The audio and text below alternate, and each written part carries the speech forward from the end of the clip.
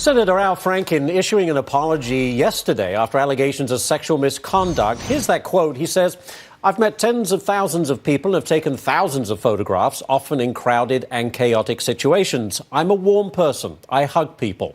I've learned from recent stories that in some of those encounters, I crossed a line for some women, and I know that any number is too many." Joining us now is Patrice Onwuka. She's a policy analyst for the Independent Women's Forum. Patrice, thanks for joining us. Thank you for having me. With regard to Al Franken, what should the punishment be here, do you think?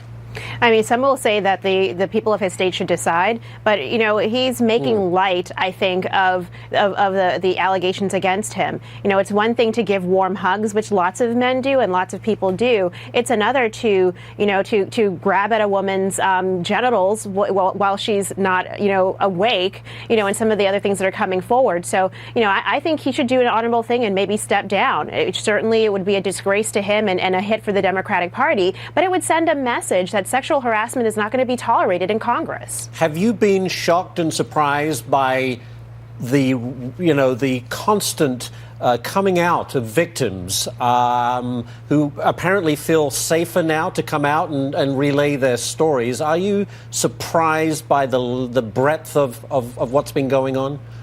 I actually am, because I think we've seen in the past allegations made against different people in different industries, and this hasn't happened. There hasn't been this avalanche of people feeling empowered to come forward.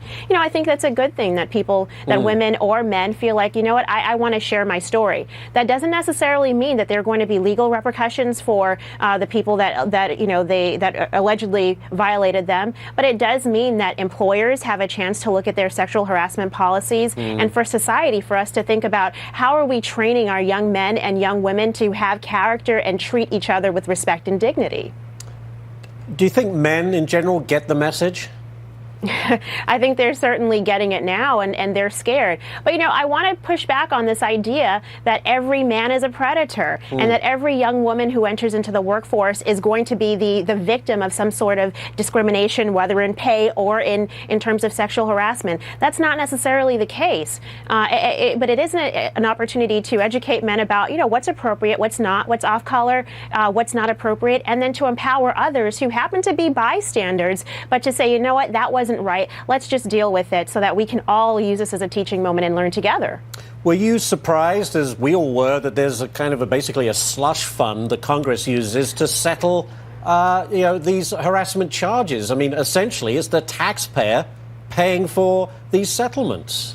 Oh, I was not just shocked. I was irate that our hard-paying, hard-working tax dollars are going towards members of Congress' bad behavior as hush money. I mean, I think that there is so much more that can be done with the American tax dollar, including returning it to us so that we can stimulate some economic growth in the in the economy. But I think turning a blind eye to what members of Congress do, it's immoral and it's inappropriate. We hold them to a higher standard, and I don't think there's anything wrong with expecting that our taxpayer dollars should not be funding their bad behavior. So you obviously don't think we've heard the last of it. Do you expect more people to come forward in other industries?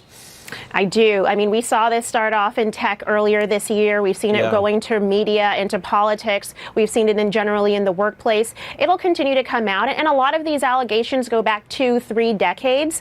Hopefully, I'm hopeful that currently in the workplace, a lot of young women are not experiencing this. And those who, don't realize their behaviors could be misconstrued or mistaken as inappropriate are learning, let me just be careful. At the same time, we want to make sure that there's no chilling effect between how men and women are engaging with one another. Right. Very good point. Patrice Onwuka, thank you so much, Patrice, for joining us today. Thank you. Talking about, obviously, a very hot topic right now. Thank you very much. Colin Kaepernick taking part in an